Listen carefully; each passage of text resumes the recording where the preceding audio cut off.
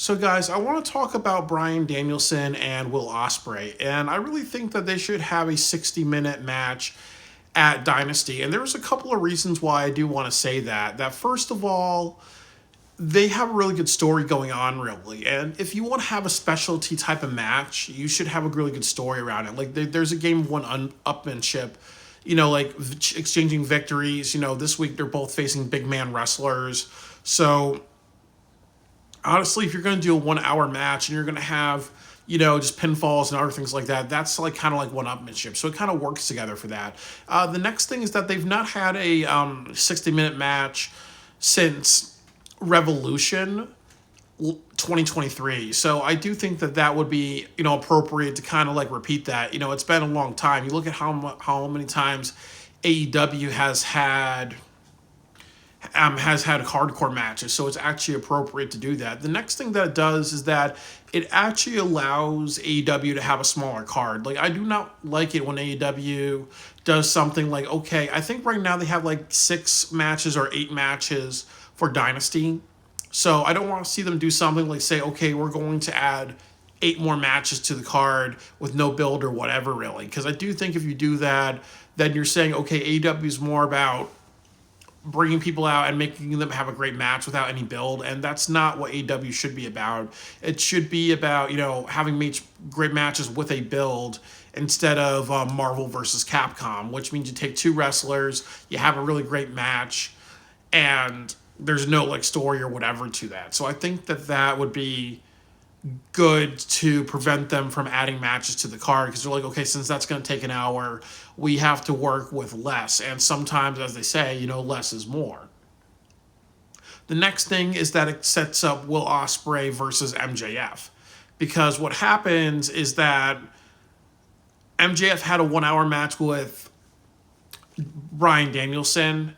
Will Osprey had a 1 hour match with Bryan Danielson. So there could be a point where you get to MJF versus Will Osprey, and there could be a sense of one-upmanship. The next thing that it does is that it gives Will Osprey some weaknesses. Obviously, he cannot go an hour, and you cannot have him, go without any pinfalls. He has to be pinned, and that's actually really important, because there are some people that will say that they're a little worried that Osprey is going to become AEW champion. You're not going to see a Swerve championship reign. So this is also kind of good, because it does kind of show that AEW thinks highly of Will Osprey, but they're not trying to build him into, the AJ Styles version of John Cena. They're actually trying to like say, okay, he's on the roster. Can he lose? Absolutely. He's not going to be booked to be invincible. So I do think that him having some pinfalls would be good. And then I also think that the other good reason for this match is quite honestly, it's going to push Osprey to be a better wrestler, in the sense that, there are a lot of wrestlers like him, like the Young Bucks, that are very flippy and do a lot of kicks in other spots, really. So definitely, if you're going an hour, you have to learn how to pace yourself. You have to learn that you can't always rely on, flips and kicks and aerial assassin types of moves. There has to be some thought in what you do, and some cliffhangers and how you transition to cliffhanger. So it's going to push Will Osprey to think a lot. And then also Bryan Danielson is talking about like having like one final best year of wrestling. Wouldn't it be a great final year to have 1 hour with Will Osprey in the middle of the ring?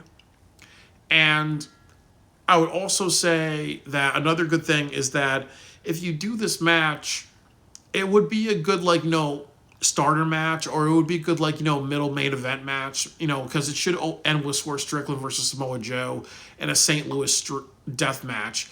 I made a video about that, but I definitely think that just having like this in the middle of the show to go on for an hour, or just to start it at the start of the show, I think a lot of people would really like that.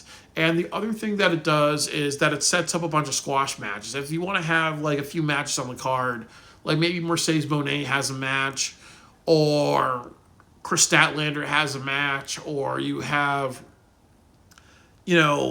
whoever, or if you have, I'm not going to say I was going to say the ROH champion, but if they were defending the ROH heavyweight title, you can have a match with that and have it be short. You can have Wardlow have a match and be short.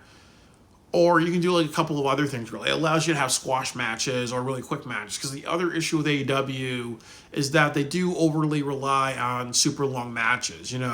So when you have an hour long match, it allows you to really just be like, okay, well, we're not going to have a super long show with too many matches. We're also not going to have matches. We're not going to have like a 12 match card and all of them have at least like a 20-minute, half an hour match. You have to like learn to cut the fat, really. So, definitely Wardlow can have a match on the card. That would be good. If you want to do Hook versus Chris Jericho, that could be a 10-minute match for the FTW title.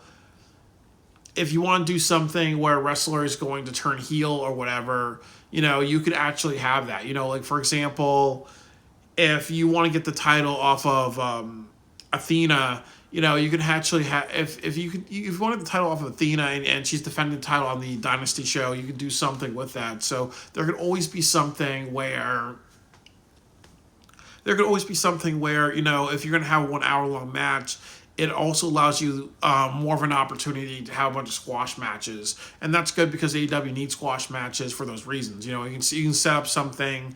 It's also good pacing because you can't have everything be a super long length, and it also prevents them from having super long shows.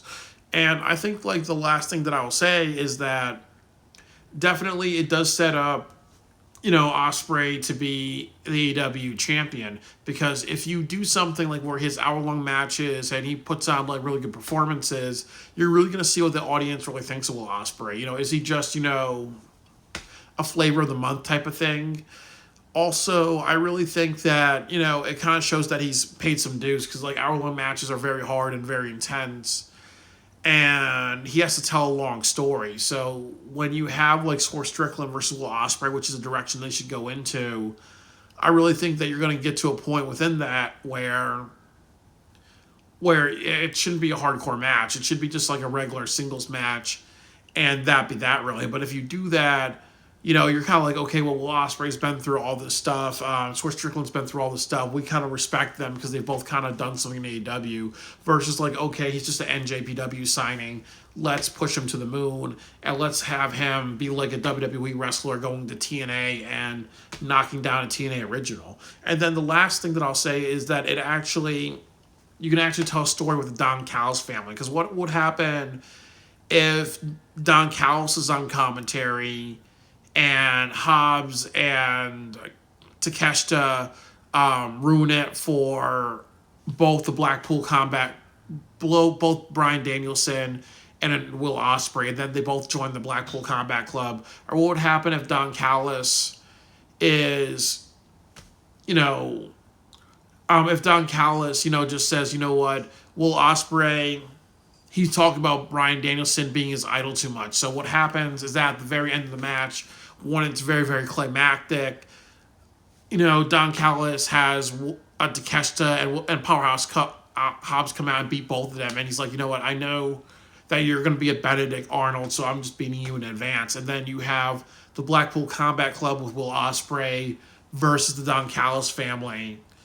And you actually just take it from there, really.